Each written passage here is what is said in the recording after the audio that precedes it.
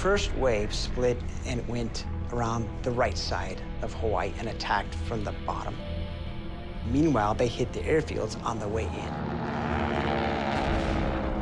And then, after knocking out several hundred U.S. aircraft, they then move on the second primary target, which are these U.S. battleships. Then the second announcement came over the speaker. He says, fellas, this is air attack, and this is no fellas. And boy, that brought us to our attention. It means I'm not fooling around. And about that time, the torpedoes started hitting us. And it just felt like the ship was jumping out of the water. Because we just go bang, bang, bang, you know. Well, first thing I did was go down below decks. We were in his turret, down in the pit, when the first torpedo hit. We started to go to general quarters. One of the Japanese planes flew right down the port side of the ship, and I could see the pilot and the radioman laughing like everything. Mr. Yoshino was an aircraft commander, and as he entered target zone, they dropped to 30 feet off the water. He shouted for his pilot to rudder left, and they went after the Oklahoma. He said he could see the faces of the sailors looking at him, waving and running, and he had his hand on the lever to release the torpedo. As they got closer, he screamed, "Yoi!" and pulled the handle. And that dropped the torpedo.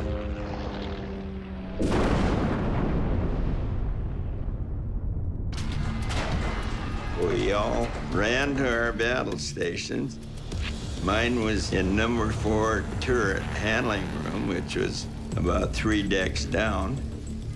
You're running, you're thinking about getting to your battle station, then you just lose track of the hits.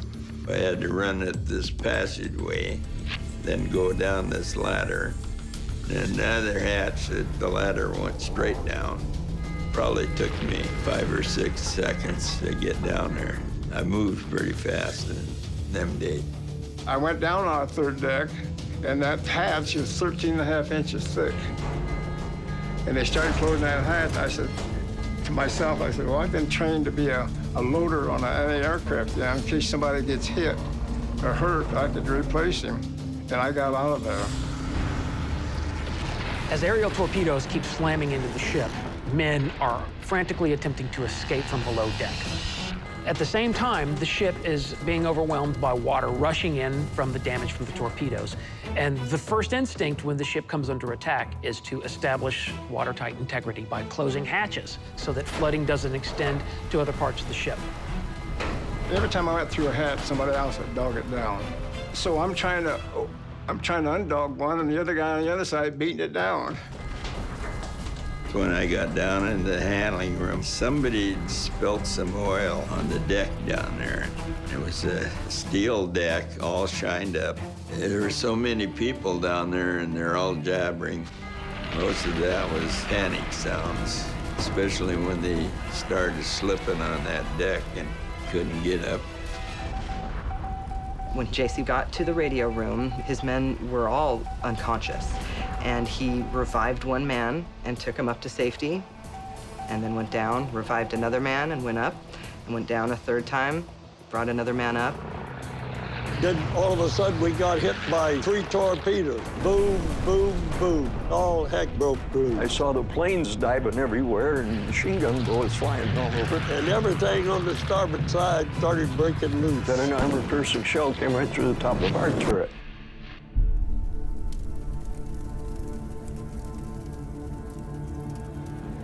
Well, there was no easy decision on Oklahoma. No one could just make the easy, quick decision that gets them through the day without injury.